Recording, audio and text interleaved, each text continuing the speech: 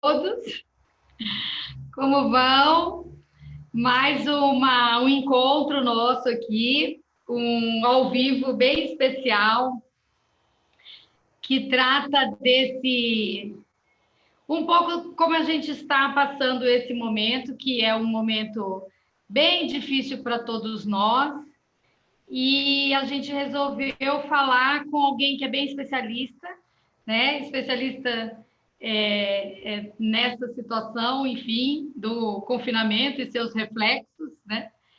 Então, hoje, o nosso papo vai ser aqui com a Helenise Melgarejo. Helenise é psicóloga, é mestre em psicologia pela Unesp, né, Universidade Estadual de São Paulo, e também é advogada, né, Helenise? É minha colega, advogada também da área de direito de família, que é uma área que nós compartilhamos, então, né, da mesma área de atuação no direito. Então, é um prazer ter você aqui, já te agradecer muitíssimo por ter aceito vir, né, nesse bate-papo. É uma coisa, como te falei, bastante descontraída, mas é relevante que a gente compreenda, especialmente eu que estou num momento assim de pré-candidatura, né? Nós ainda estamos um pouco longe do processo eleitoral, mas nós queremos ouvir as pessoas que conhecem questões específicas, que também são ocorrentes na cidade, onde a gente deve atuar na condição de parlamentar, e com essas conversas a gente dá visibilidade a problemas que devem ser enfrentados no futuro e encontrar caminhos mais consensuados, né, que já tenham sido discutido por pessoas, especialmente por especialistas, por quem trabalha, vive essas questões. E com você, tanto como psicóloga, mas também como advogada, e como atuante na violência contra a mulher, né? Você é representante do Estado de Mato Grosso do Sul num serviço especial. Então, nos conta um pouco de você, Lenice, já vou te passar para você falar com todos nós sobre o teu trabalho, para falar um pouco de você, enfim. Te apresentar a Jéssica, que você já viu aí conosco. A Jéssica é nossa intérprete em Libras, ela faz essa tradução simultânea das nossas lives. E é uma jovem muito experiente, ela é novinha sim, mas ela é muito experiente e capaz. Inclusive, ela sempre nos pergunta sobre os sinais, então não sei se a Helenise tem sinal. Tem sinal, Helenise? Tenho Ai, sinal. que coisa boa. Então, eu vou fazer o meu, você faz o seu para a Jéssica ter os nossos sinais aí, né? Então, o meu sinal, que inclusive quem me deu foi Nicole, uma garota também muito jovem, surda, que foi me apresentada pela Jéssica, e ela fez o sinal para mim, que é mais ou menos isso aqui, né? Que é o meu sinal de surdo, né? Na linguagem dos surdos. E aí, qual que é o teu, Lenise? O meu sinal foi me dado por uma professora de Libras. O nome dela me fugiu agora da cabeça, mas ela era do SEADA, que foi Certo. criada há pouco, né? E isso foi no século passado, em 1988. É um erro, né? Porque na época, é assim, duas vezes. Na época eu tinha o cabelo repicado, que a gente, todo mundo usava o cabelo igual, repicadão, assim, meio leão, assim. E ela, Pique Maleão chamava, Pique Maleão. isso, Pigmalion. E esse é o meu sinal, Jéssica. Ah, olha só que coisa boa, né? Bem, Lenise, e então você foi convidada aqui por nós e já agradecer as pessoas que estão chegando aqui para assistir a nossa live, para nos falar sobre esse momento da pandemia e sobre a saúde mental das mulheres, enfim, da vida das mulheres nesse momento, né? Nos falar como psicóloga, mas também com a tua experiência profissional, que você trabalha no Centro de Atendimento à Mulher Vítima de Violência do Governo do Estado de Mato Grosso do Sul, com atendimento às mulheres que são vítimas de violência. Então, a gente queria dividir aqui mais ou menos a nossa conversa numa primeira etapa, você nos falar dos reflexos que essa pandemia traz na nossa saúde mental, enfim, como é que isso tem sido visto pelos profissionais de saúde, os psicólogos, enfim, o medo de adoecer, a insegurança com a queda das suas rendas, né? Seja os profissionais liberais ou mesmo os empregados com medo do desemprego ou os empresários com aqueles pavores naturais de quem tem que enfrentar, né, a redução da sua renda e tal. Então, como que isso influencia, especialmente nas mulheres que têm no ambiente doméstico uma carga maior, uma carga cultural, né, de responsabilidades maior, que a gente de mão já critica, né, que é em razão de uma concepção conservadora, machista da sociedade, né, que divide a mulher como se ela tivesse responsabilidade pela saúde do ambiente doméstico, pela organização, pelo provimento dos alimentos, da limpeza, enfim. Então, além de todas essas angústias, ainda tem que enfrentar um cotidiano de funções redobradas, de cuidados redobrados com as crianças que também não estão indo à aula. Então, nos fale aí um pouco de como que isso, na sua perspectiva, né, na sua observação como profissional, tem refletido na vida das mulheres e quais são, assim, as saídas que elas podem buscar para, enfim, não adoecerem ou se adoecerem, aonde é que elas vão buscar saídas, né, do seu problema. Então, já passo para você e já vamos aqui cumprimentando as pessoas que estão conosco. Estamos pelo Facebook, né? Quem tiver aí pode compartilhar também a nossa live com outras pessoas que possam nos assistir. Você, Lenise. Ok, boa noite, então.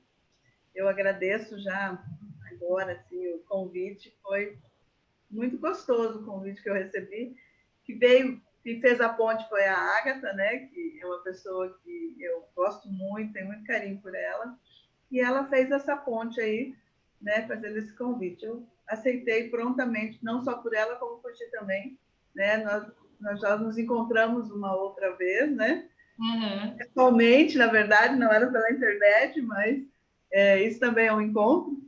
Bom, então, muito obrigada pelo convite. E, respondendo a tua pergunta, eu tenho feito meus atendimentos, né, das mulheres, tanto as que eu atendo pelo Estado, como as meus pacientes de consultório, online. Né? E, assim, o que eu tenho percebido? O que eu tenho visto na fala dessas pessoas? Não só as mulheres, como os homens. Uma grande preocupação. Né? Uma grande preocupação não só de ficar doente, de contrair esse vírus que tem apavorado todo mundo, mas do que vai ser depois, né? O que vai acontecer depois, porque ninguém sabe, né? Esse novo normal, fala-se tanto disso, mas ninguém nem sabe o que é, o que vai acontecer e até onde nós vamos com essa pandemia. Então, todas essas angústias, né, que está todo mundo vivendo dentro das suas casas, ou até mesmo as pessoas que vão trabalhar, mas todo mundo fala desse vírus o tempo todo, né? O tempo todo se fala desse isolamento que nós precisamos ter, o uso de máscara, remédio, toma remédio, não toma remédio. Então, são muitas coisas novas nas nossas vidas, e isso com certeza traz uma angústia muito grande, porque é tudo desconhecido, é tudo novo, e tudo que é novo, desconhecido, nos causa ansiedade. E essa ansiedade é justamente o que está preocupando, né, quem trabalha com saúde mental. Porque a gente tem visto as pessoas com muitos sintomas. Pessoas que não tinham os sintomas agora apresentam esses sintomas. Muita dificuldade para dormir, né? Fica rolando na cama, o pensamento começa a ficar com muitas dúvidas, muitas perguntas, às vezes até começa a desenvolver a síndrome de pensamento acelerado, né?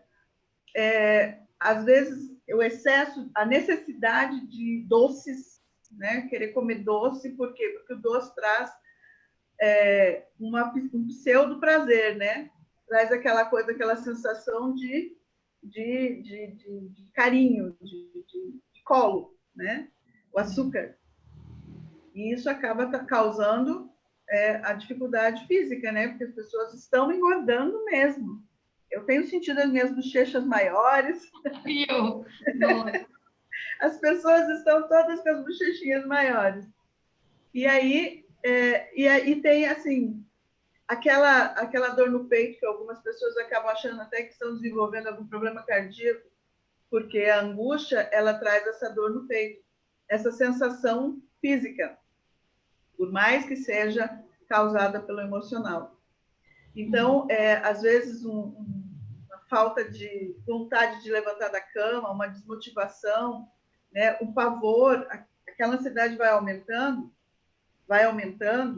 e de repente tem uma gotinha que cai no copo que transborda o copo. E às vezes é pouca coisa que faz com que a pessoa tenha uma crise de pânico, né? E essa crise de pânico é uma sensação de morte mesmo. É uma sensação de que a pessoa está, se ela não sabe o que é, ela realmente começa a achar que ela está tendo um infarto. E aí, na verdade, é tudo causado pela ansiedade. E essa ansiedade, ela realmente está tomando conta da grande maioria das pessoas pelo desconhecido, pelo medo do desconhecido. Porque as pessoas não estão sabendo o que vai acontecer. E aí a gente ainda tem um agravante, a questão financeira, né? As pessoas estão assustadas. Umas porque, de repente, elas têm um emprego e elas correm o risco de, por diminuírem o número de pessoas naquele lugar em que ela trabalha, que ela pode ser demitida. Ou até já foi demitida, né? Então, a crise que se fala tanto que vai ter no Brasil depois que acabar a pandemia, isso tudo apavora todo mundo, né? E ainda, agora focando nas mulheres, a gente vê as mulheres que têm profissão, que trabalham fora, né? Com um peso muito maior, porque agora, além de tudo, elas também cuidam da casa.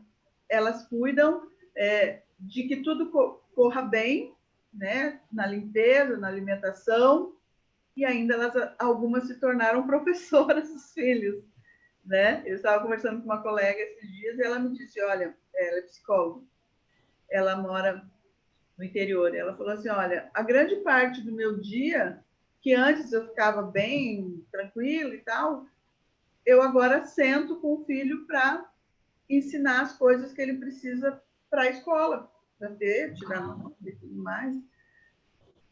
Então, a gente está sobrecarregada, a gente está recebendo muitas cargas que não eram nossas.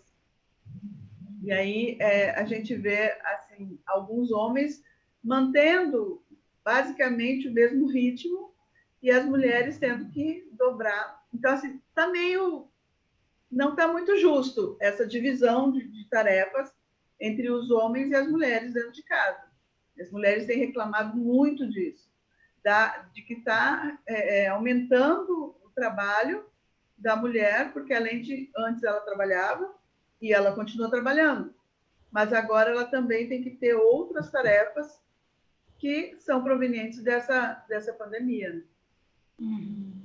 Então, a gente tem aí essa angústia, essa ansiedade e essa sobrecarga. E essa sobrecarga, ela pode trazer o estresse, né?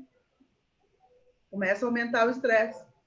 O estresse, ele nos traz um hormônio péssimo, né? Que ele começa a ser desenvolvido através do estresse. E esse hormônio, ele nos dá essa sensação de fadiga, ele nos dá essa sensação de cansaço, de irritabilidade. Então, a gente começa a ver vários sintomas físicos também. E aí a gente começa a ver as questões familiares, os relacionamentos entre o homem e a mulher dentro de casa, né? Ou dentro das pessoas que moram naquela casa, os filhos, a família em si. E aí eles começam a ter as discussões, as brigas, porque assim, né? A gente tem que admitir, as pessoas trabalhando fora, elas se veem muito menos. E as pessoas dentro de casa, elas começam a ter que conviver muito mais tempo. E aí começam algumas desavenças. E aí começa toda essa dificuldade que a gente tem visto dentro dos relacionamentos. Porque eu trabalho com casais. Eu trabalho com terapia de casais. E aí os casais me procuram e falam, eu não aguento mais.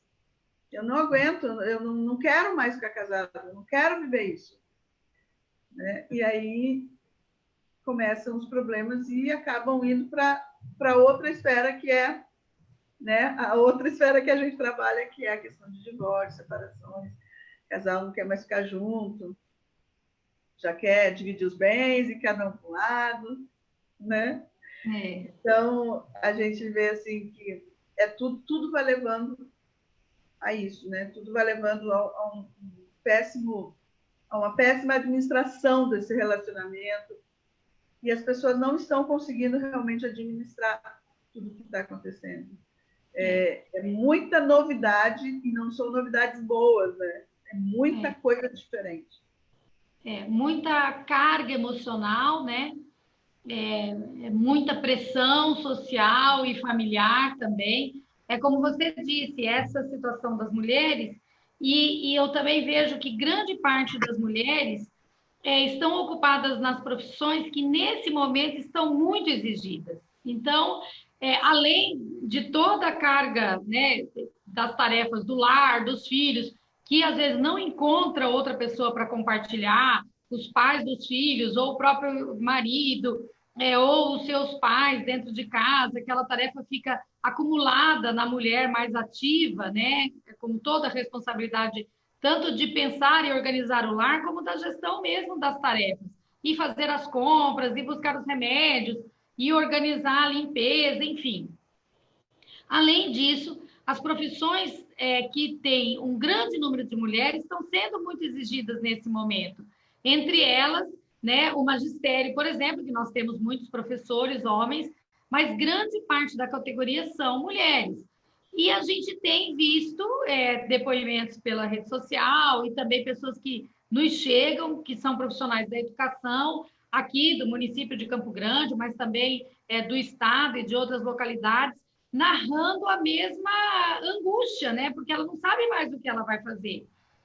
Tem uma tarefa profissional exageradamente imposta, né? Olha, nós estamos na pandemia, mas não podemos perder o ritmo do aprendizado das crianças, temos que nos inventar, temos que criar outras alternativas, mas essas alternativas não estão no script da professora. Ela não sabe cantar música, ela não sabe gravar um vídeo, ela não quer expor, às vezes, a sua imagem em público.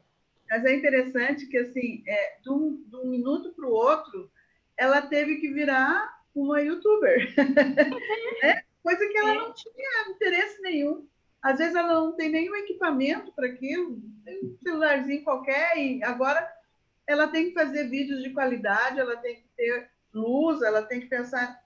São coisas que nunca se imaginou que ela nunca imaginou. E tem um agravante nisso tudo. A criança não estava pensando nisso. A criança não foi preparada para ter aula EAD, né? Então, assim, foi tudo assim, agora, vai. Não teve nem ensaio. Elenise, eu acho assim, que nem a criança, nem a família da criança está preparada. Porque nós também temos um contingente, pelo menos na rede pública, onde isso é mais narrado, pelo menos para mim, as crianças têm dificuldade do acesso à internet, porque não tem tantos aparelhos em casa. Às vezes é apenas o computador da mãe ou do pai que é smartphone, que pode receber esses vídeos e tal. Às vezes a internet é só do celular, não tem... Isso, a internet não é Wi-Fi, enfim, né?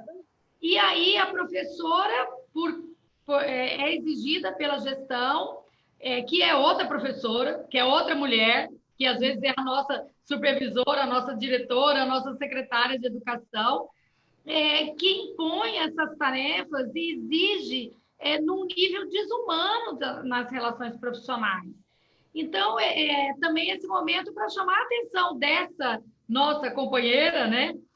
Na escala de hierarquia profissional, que ela perceba a outra mulher como ela pode se enxergar, né? Diante daquela situação que precisa ter um resultado profissional e precisa cuidar da casa e não pode se apavorar com a doença e não pode se desequilibrar porque tem que cuidar do filho menor, do avô, do pai, enfim. Então, isso tudo precisa ser enxergado pela sociedade, pelos poderes, não é? Então, por exemplo, o poder executivo, a Secretaria de Educação, por exemplo, precisa arrefecer agora. Nós não vamos dar conta de melhorar a qualidade do ensino ou resolver todas as questões de formação em 4 ou 5 meses de pandemia. Mas nós podemos destruir a vida de mulheres, de pessoas que estão se esforçando além do possível, não é? Recebendo uma carga de cobrança que não vai conseguir dar conta de resolver. Da mesma forma, são os profissionais que enfrentam o combate mesmo da doença ou o tratamento, são as mulheres que estão na rede, especialmente na rede pública de saúde, as enfermeiras, as assistentes sociais, né, as atendentes, as auxiliares, enfim, o pessoal da limpeza, que está enfrentando uma super barra no seu cotidiano, porque os hospitais estão cheios, os postos de saúde estão cheios e tal, ganhando a mesma coisa, né, tendo que se desdobrar no pavor de se infectar e, na hora de voltar para casa, toma banho, cuida das crianças, limpa a casa, faz o jantar ou o almoço, porque se ela chegou do plantão, né? Então, é preciso que a sociedade e a família enxergue essa situação e que a gente perceba que a mulher está mais Vulnerável, né? como que você disse? Falei vulnerável, Mais vulnerável, sobrecarregada. mais carregada, Tem né? uma lista de palavras que eu posso usar. Vai falando aí. Mais vulnerável, mais carregada, mais exigida, né? Menos aparelhada. Enfim, e aí, se a gente não aceitar isso como uma verdade, como é que a gente dá o passo seguinte? Que eu já queria que você nos ajudasse, enfim. Como é que essa mulher que está com esses sentimentos todos, muitas desesperando, né? Como você falou, querendo acabar com os relacionamentos afetivos que se formaram aí, casamentos e tal, perdendo o equilíbrio, né? Se sentindo com síndromes e outras aflições, né? Psíquicas e tal. Como que ela reage? Como é que ela acha um caminho de ajuda? Aonde que ela vai? Ela que é uma mulher servidora ou profissional liberal, enfim, mas com poucos recursos, uma trabalhadora, uma empregada doméstica e tal, como é que ela sai dessa confusão que ela está vivendo para ter saúde mental, se recuperar, enfim, e tocar a vida com mais saúde? Como é que você acha que ela vai procurar saúde? Então, Luísa, a coisa está muito delicada nesse momento, porque os atendimentos que nós tínhamos, assim, público, eles estão praticamente fechados, né? A gente não tem quase nada funcionando agora. Eu poderia dizer assim, não, ela tem que procurar um CAPS, ela tem que procurar uma ajuda, né, dentro dos órgãos públicos. Mas hoje eu não posso nem te dizer isso, porque elas não tem como ela chegar num lugar assim, porque não vai ser atendida. Então, o que eu posso dizer hoje? A gente tem que trazer para nós mesmos um equilíbrio, procurar dentro de nós esse equilíbrio. Esse equilíbrio ele tem que vir pautado de esperança. Porque se a gente não tiver a esperança de que as coisas vão melhorar, de que tudo isso vai passar, e que a gente vai dar conta de sair disso, já começa uma quebra de toda a base daquele ser humano ali. Então, se ela tem essa busca de esperança, bom, peraí, vamos organizar aqui, vamos centrar e vamos organizar o pensamento. cada vez que o pensamento de desespero, de desânimo, de vou chutar o balde e largar tudo, né? Ou o pânico de adoecer, ela realmente tem que buscar esse equilíbrio, se reequilibrar, né? Mas ela não está conseguindo. Bom, aí sim ela tem que buscar o tratamento. Existem alguns números, eu não tenho nenhum aqui para te passar, porque eu não sei quais são, mas existem atendimentos psicológicos gratuitos. Existem atendimentos psiquiátricos gratuitos. Está na internet, é só procurar que vai achar. E aí, essas pessoas poderiam estar auxiliando nesse momento. Não, eu não quero isso. Bom, então eu vou procurar um médico ou um psicólogo. Vou procurar um psiquiatra ou um psicólogo. No final das contas, o tratamento é a união da psicoterapia e da medicação que o psiquiatra vai passar. Esse é o tratamento completo. Aí eu estou muito ansiosa. Tá bom? Você vai tomar um ansiolítico que o psiquiatra vai te passar para baixar os sintomas, para diminuir os sintomas físicos. E você vai procurar um psicólogo, porque o psicólogo vai te ajudar a encontrar as razões que estão te trazendo essa ansiedade e tentar resolver onde estão esses problemas. Ah, não, a minha ansiedade é que eu não suporto mais a minha vida dentro da minha casa. Vamos trabalhar essas questões dentro da tua casa para diminuir esses sentimentos e até, quem sabe, colocar os pontos nos is, né? E esse é o tratamento. Mas hoje a coisa está bem delicada, porque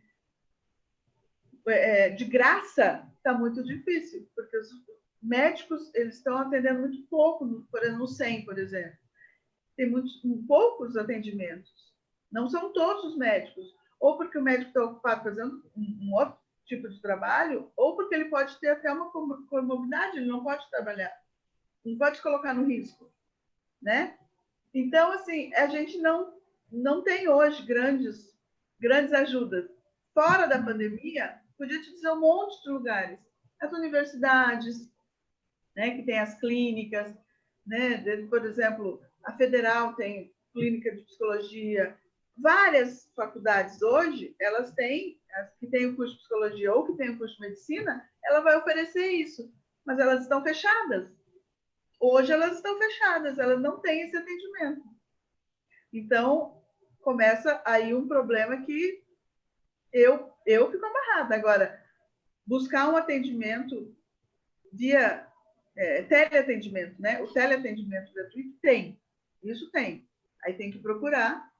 Infelizmente, eu não lembrei de trazer algum para oferecer aqui, mas existe sim, né? E, de repente, esse atendimento hoje, pela internet, pelo celular, pelo WhatsApp, tudo isso já dá uma tranquilizada naquela pessoa, já mostra caminhos para essa pessoa e pode ser uma boa opção hoje numa crise de ansiedade, numa crise, né, um desequilíbrio aí da pessoa. Certo. E a violência, hein, Helenise? Porque você atua diretamente no atendimento, no Centro de Atendimento da Mulher Vítima de Violência do Governo do Estado, né? Que é um serviço muito importante, um serviço que se firmou, né? Agradecer aqui a todas as lideranças que estão à frente desse trabalho, especialmente a Luciana Zambuja, que é uma pessoa batalhadora aí na defesa das questões da mulher, enfim, do governo do Estado. Mas, assim, nós sabemos que aumentou o número de ocorrências, né, na violência doméstica. Inclusive, nós tivemos, na violência contra a mulher, nós tivemos uma conquista muito importante, que é a Lei 14.022, de 2020, uma lei aprovada agora no momento da pandemia e sancionada pelo presidente da República, foi de iniciativa da deputada federal Maria do Rosário e Érica Cocai e outros deputados e deputadas federais.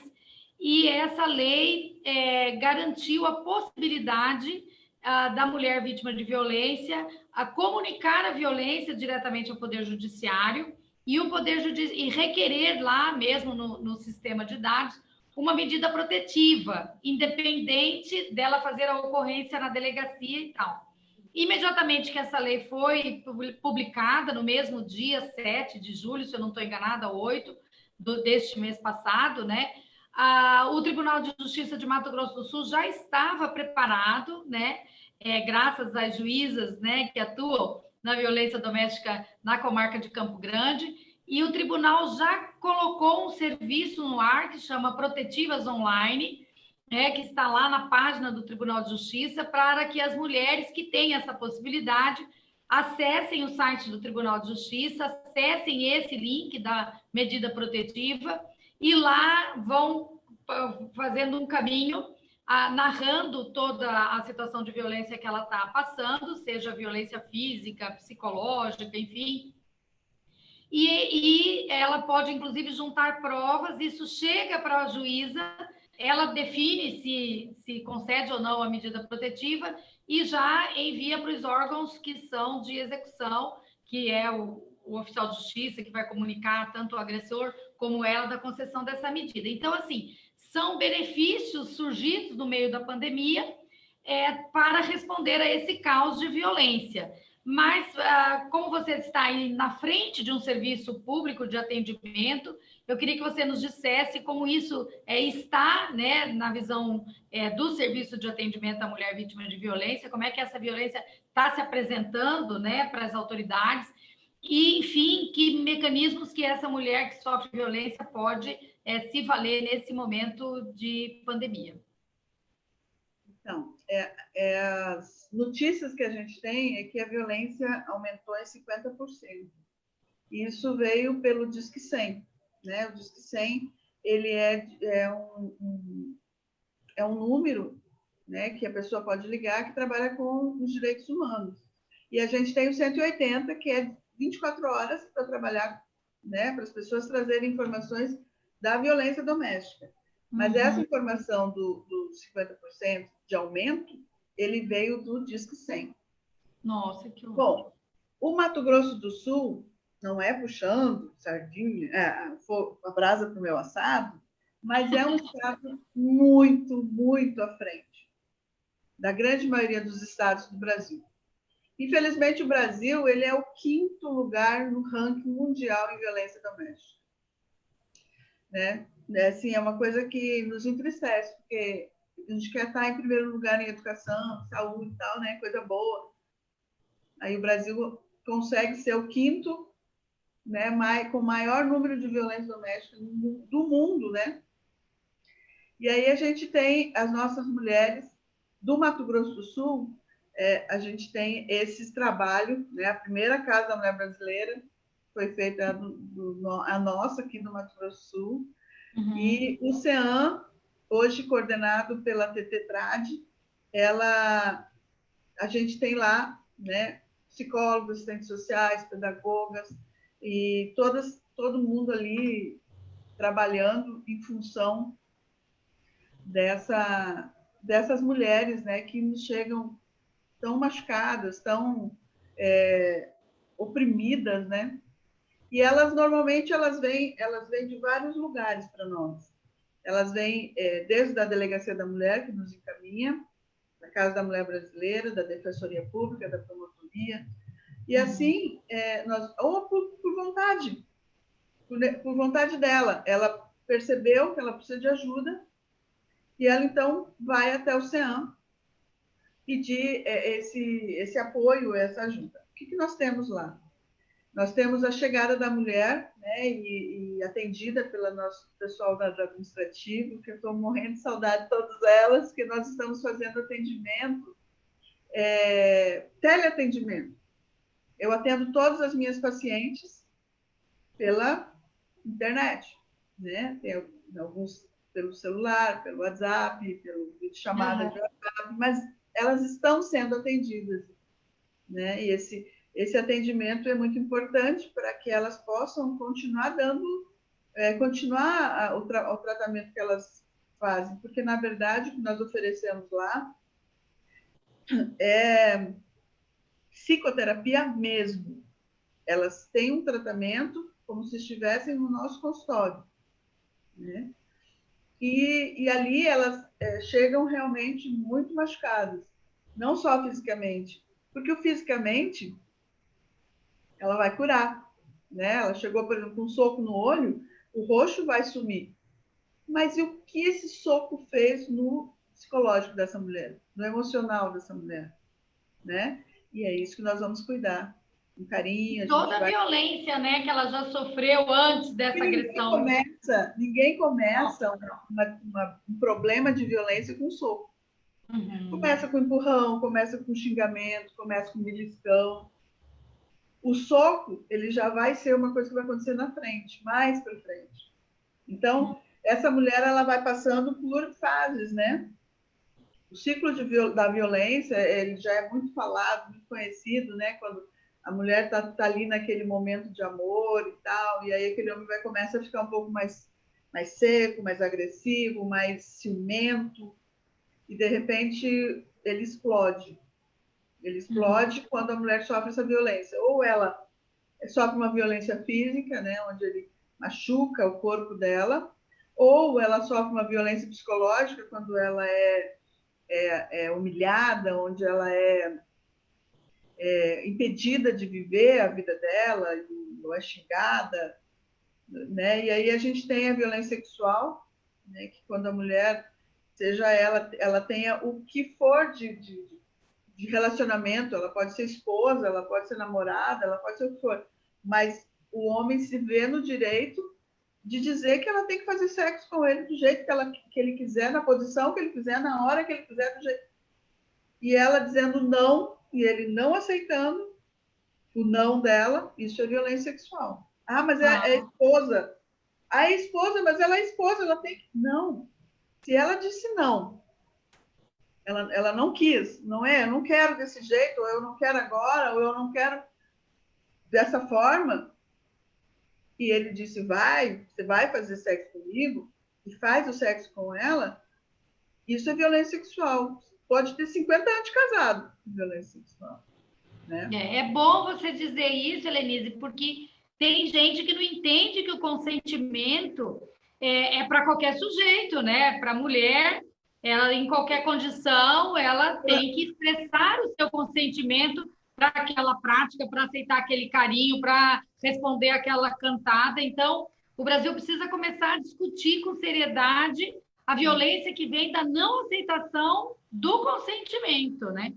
Que é Exato. uma violência absurda, né? A gente teve episódio aqui agora, já acho que na pandemia, do Exposed CG, uma hashtag que veio pelo Twitter, e as pessoas ali narravam situações de abuso sexual, isso, inclusive de casos graves, como estupros e tal, praticado a grande parte, vamos dizer, quase 90% por homens, né? Inclusive até professores, pessoas que a gente considera mais esclarecidas e tal.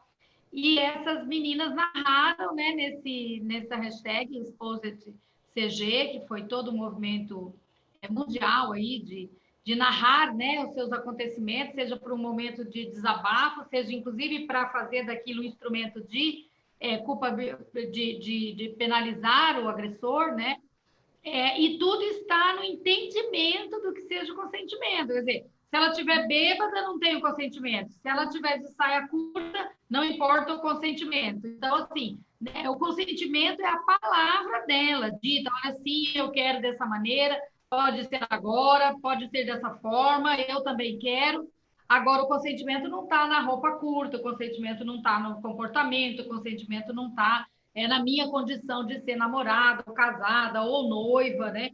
Então, é muito importante esclarecer isso e dizer para todo mundo que está ouvindo que é crime. Tanto a pessoa que sofre o abuso, né, sofre a violência sexual, que ela denuncie, que ela encaminhe isso para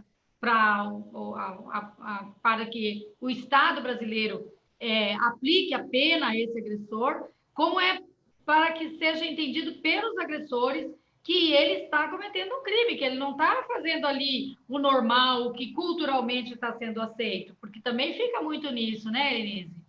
Sim. Assim, as pessoas falam muito assim, ela é a esposa dele, ele tem direitos, né?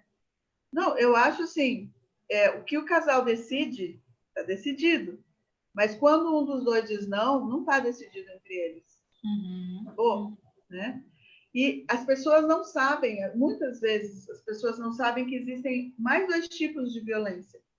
Eu não sei se tu já ouviu falar na violência moral, né? Quando o homem fala mal da mulher para as outras pessoas, quando ele denigre a imagem da mulher, ou ele fala da intimidade dos dois, né? Ele humilha essa mulher na frente das pessoas. Isso é uma violência moral, isso também é violência. Também vale uma denúncia, né? E a outra é a violência patrimonial, né? Que às vezes as pessoas não se dão conta que estão sendo violentadas quando o homem vai lá e pega um objeto daquela mulher e quebra, pega o celular e joga na parede. Isso é violência patrimonial. Pega as fotos da mulher e rasga, queima, joga fora, né? Ou eu dou risada porque é uma coisa tão forte essa história que eu fico pensando como pode, né? A mulher chegou, fez toda uma economia e comprou uma geladeira nova. Passado alguns dias, ele pegou um machado e rachou a geladeira de cima e embaixo, porque foi ela que comprou. Como se ele tivesse o direito de destruir aquilo, né? Porque foi ela que comprou, então vamos desprezar, né? Então, esse tipo de coisa que a gente fica torcendo que as mulheres se deem conta que isso também é violência, né? Então, esses dias, a paciente me disse que o homem matou o cachorrinho dela. É pesado, né?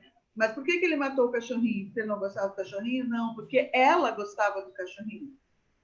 Porque ela gostava do cachorrinho. E aí, não, o cachorrinho... Você dá muita atenção para esse cachorrinho, matou o cachorrinho. Isso é uma violência absurda, né? Isso além do crime, né? E assim, a gente vê que alguns homens, eles... A gente sabe que a bebida, o álcool, ele não é o causador da violência. Ele é potencializador, né? Então, eu tenho lá uma pessoa que ele tem essa violência. Ele é um homem violento. Mas quando bebe, ele fica perigoso. É a bebida que torna ele violento? Não. Mas fica muito mais perigoso quando ele bebe. E olha, dentro da tudo que a gente tem assim, de experiência, a gente sabe que os homens, quando bebem, fica bem complicado. E o que está acontecendo hoje? Os homens estão dentro de casa e bebendo. E aí a gente começa a ver por que aumenta tanto, dentro dessa pandemia, por que está aumentando tanto a violência. Né? Porque, assim, existe todo o estresse, existe todo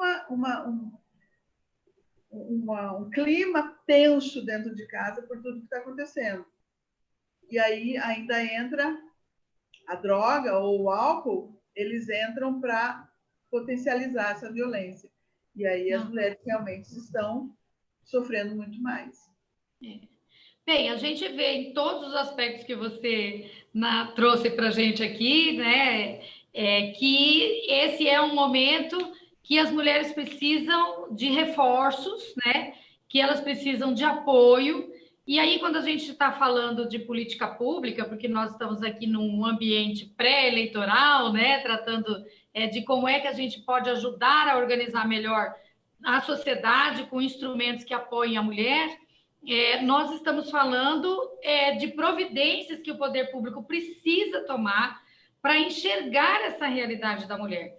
E aí a gente pode pensar em várias situações, né, que são para agora, para hoje. Uma delas é esse excesso da carga de trabalho da mulher, que precisa ser enxergada pelo poder público como uma realidade e que não é uma realidade que afeta só a vida privada da mulher. É uma realidade que afeta os filhos, a família, o desempenho dela profissional. Então, ele tem uma consequência social. Então, aproveitar esse momento, essa live aqui, para dizer para os gestores da educação, que muitos deles também são mulheres, muitas delas são mulheres, que analisem, né, junto com as instâncias de decisão, se não estão fazendo uma carga excessiva para as professoras e para os professores nesse momento, com essa exigência exagerada de um encantamento, né? Tem que passar para o aluno um encantamento, uma vontade incrível de ver a live da professora ou de assistir às aulas, quando esse encantamento tem um limite na própria condição que a criança está. A criança tem seu limite para ficar ali naquele ambiente escolar e tal.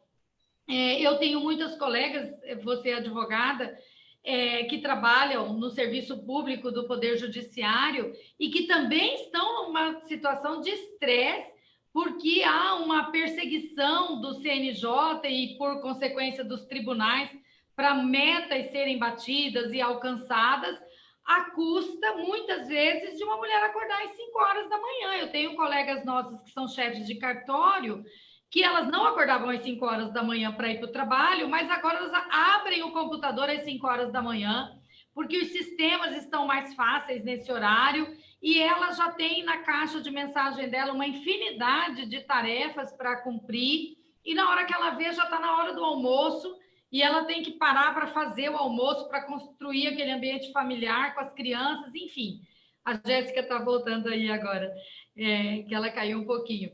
Mas, então, assim, a sociedade precisa enxergar que nós não podemos agravar ainda mais a situação da mulher no momento da pandemia, seja com excesso de trabalho, seja com uma carga excessiva de exigências da função dos cuidados, né, da família, e os homens, os pais das crianças, morando ou não com a mulher, precisam fazer a sua parte, precisam se responsabilizar pelas tarefas que têm que ser feitas pela família toda nesse momento, e o poder público precisa abrir os serviços de atendimento, nem que seja como você está fazendo lá no CEAM, e aí eu já quero parabenizar toda a equipe, né, que está à frente desse trabalho, o governo do estado, todas as mulheres que estão nessa gestão. Sim, porque o que acontece? A gente fica muito próxima da mulher, né? A junta. Então, ali não tinha realmente como a gente fazer um atendimento pessoal. Né? Certo. Era muito, muito próximas e a gente, mesmo com máscara, a gente tinha dificuldade com isso. Logo nos primeiros dias, antes da pandemia, já começando, chegando a pandemia, a gente tem um problema que as mulheres gostam de nos abraçar. E aí, como que a gente diz, não me abraça, não me beija? Como que a gente fala isso para uma pessoa que vem trazendo um monte de dor no coração, na alma? Não tem como. Então, o correto, ali a gente viu que, no final das contas, o correto era realmente fazer um atendimento online. Tanto para elas ficarem bem, como para nós. Né? E aí a gente teve até um atendimento mais saudável, porque elas não precisavam pegar um ônibus, estavam para deixar o filho sozinho ou deixar a mãe idosa em casa, entendeu? Então, acabou sendo melhor para todo mundo.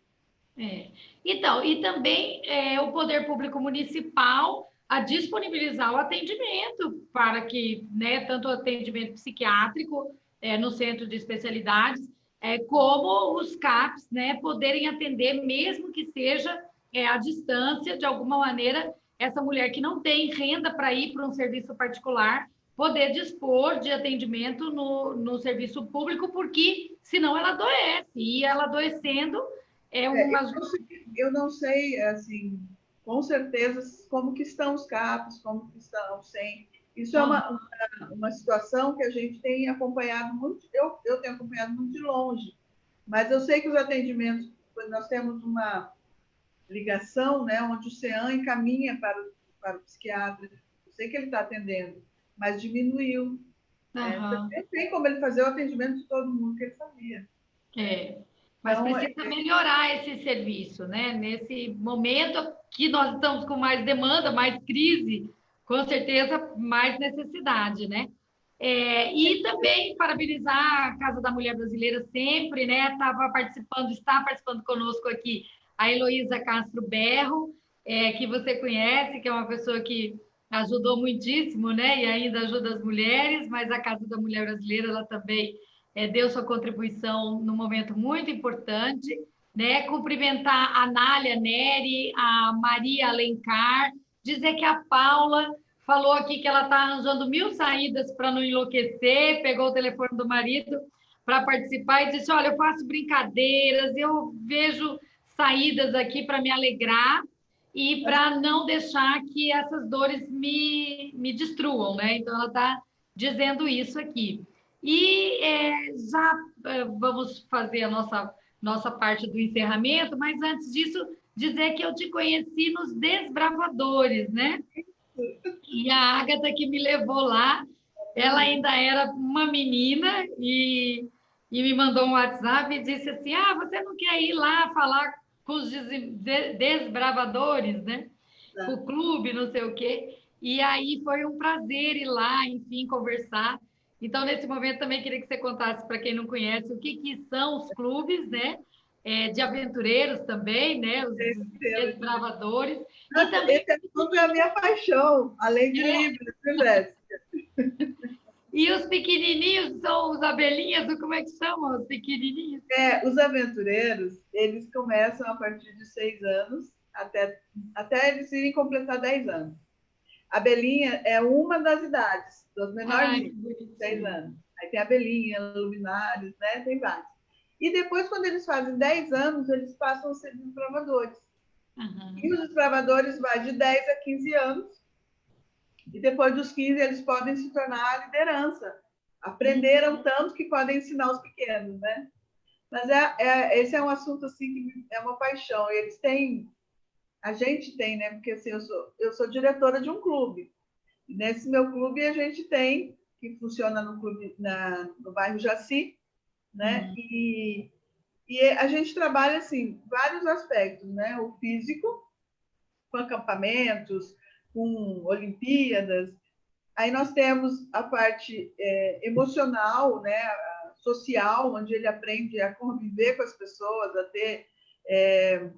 a ter um desprendimento, né? Deixar de ser uma pessoa egoísta e ser um bom cidadão. E a parte espiritual, né? Onde ele aprende algumas coisas com relação a ser uma pessoa temente a Deus. Então, são 3 aspectos, tanto que o nosso símbolo é um triângulo, né, que corresponde a cada lado, né, o espiritual, o social e o físico. E assim a gente vai. Agora, a gente está na pandemia também, estamos vivendo a parte online, né, aprendendo a fazer coisas online. Não está fácil. E é por isso que eu fico imaginando o peso que é para os professores, para as professoras, tem que virar um mágico, malabarista, um artista, né, para conseguir essa atenção e o entendimento das crianças que não estavam preparadas para isso, né? E também, assim, eu queria aproveitar e parabenizar também as pessoas que estão na linha de frente na parte da saúde. Está muito pesado para eles também, né? Está muito difícil.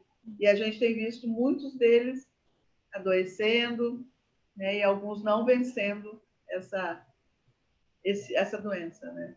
É bem difícil para eles. E já que você lembrou, está aí na cidade uma discussão que é muito relevante, que a Câmara Municipal aprovou uma lei recentemente que garante aos profissionais que estão à frente tanto do combate como do tratamento, um adicional de 40% sobre os salários, o chamado adicional por periculosidade e insalubridade máxima, que é 40%. E essa lei está na mesa do prefeito para ele fazer a sua análise, vetar ou sancionar. Então, vamos aproveitar já esse momento para agradecer ao movimento social, enfim, aos sindicatos que foram em busca dos vereadores para essa medida, aos vereadores que aprovaram, né, e pedir ao prefeito que rapidamente sancione a lei, né, a lei da insalubridade, que é 40% para os trabalhadores que estão à frente desse serviço de saúde, que ele faça isso rapidamente, porque as pessoas precisam dessa compensação legal, porque que elas estão em risco, que estão em total insalubridade, reconhecido pelo próprio decreto da Presidência da República, que reconheceu a situação de pandemia em todo o país, com repercussão aqui no nosso município também. E, nesse momento, também agradecer todos os servidores que estão envolvidos nessas tarefas, né? Agradecer muitíssimo, porque na hora que a gente precisa, são eles que dão toda a energia e toda a sua capacidade para nos salvar efetivamente, né? Então, agradecer, reconhecer e pedir ao prefeito, sanciona a lei, prefeito, por favor, dos 40%, né? Bem, muito obrigada, Helenise, que delícia de conversa, muito obrigada também a todos que participaram aqui, tem bastante gente, né? Homens e mulheres, o César Caimar também está aqui, o Paulo Roberto Brizuenha, que é funcionário da Prefeitura da área da saúde, né? Muita gente esteve aqui já fazendo comentários e participando, agradecer a todos, né, que estiveram aqui conosco, agradecer muitíssimo a você pela bondade de vir, né? A Ágata por ter sugerido. A Ágata sugeriu o tema e você, depois ela me disse, olha, Liz, então vamos botar uma pessoa que eu conheço para falar, que fala muito bem, e ela tem razão, você tem muita capacidade e uma leveza para falar, mesmo a gente tendo que falar de temas tão duros nesse momento. E deixar um recado para todo mundo aí, ó, pegar leve mais para as mulheres, pelo amor de Deus, né? Os homens fazerem a sua parte e acabar com qualquer nível de violência, né, que esteja próximo, né, pelo amor de Deus, afastar. Quem tiver em situação de violência, usar a página do Tribunal de Justiça para fazer o pedido da medida protetiva e se socorrer dos serviços públicos que tem aí para ajudar na questão da saúde mental, né? Então, agradecer muitíssimo a você, me colocar sempre à sua disposição, agradecer a Jéssica, que está sempre aqui com a gente, né? Deixar você para a sua despedida, enfim. Eu queria dizer para as nossas mulheres é que, assim, apesar de estar tão sobrecarregada, a gente fazer tanta coisa ao mesmo tempo e o dia ter 24 horas é pouco para nós, a gente precisa cuidar um pouquinho de nós, né? Mesmo que seja meia horinha, uma horinha, que seja que a gente tire para nós. Não só para cuidar de nós externamente, mas cuidar também do nosso interno, principalmente. Então, que a gente descubra coisas que nos dão prazer, né? Se eu gosto, de repente, de ler, que eu tire um tempinho para eu ler, ouvir música, dançar sozinha na sala, que seja, né? Porque a gente não tá, a maioria não está podendo ir para academia, nem para academia não pode. Então, não. Faça alguma coisa que te dê prazer. Mas eu não tenho tempo, Helenise, não dá, eu não tenho tempo. Então, tá, alguma coisa você precisa diminuir, você precisa pisar o pé no freio, porque alguma coisa está errada, né? Porque daqui a pouco, aquele hormônio lá do estresse que eu falei, o cortisol, ele vai tomar conta do nosso corpo de uma tal forma que a gente não vai ter vontade nem de sair da cama de manhã. Então, a gente precisa fazer que outros hormônios, como endorfina, né, ou os hormônios do prazer, né, que eles sejam desenvolvidos dentro de nós também. Eu tenho o maior prazer em fazer artesanato. Faça meia horinha, 10 minutos para alguma coisa na tua vida e vai cuidar um pouquinho de ti. Olha, eu gosto de cuidar do meu cabelo. Vai cuidar do teu cabelo, né? Eu gosto de conversar com amigas no WhatsApp. Converse. Eu falei essa semana para uma paciente minha, olha, ninguém tem que ficar sozinho. Isso não é bom. Agora, uma mulher, ela precisa pelo menos uma amiga. Pelo menos uma amiga de verdade, daquelas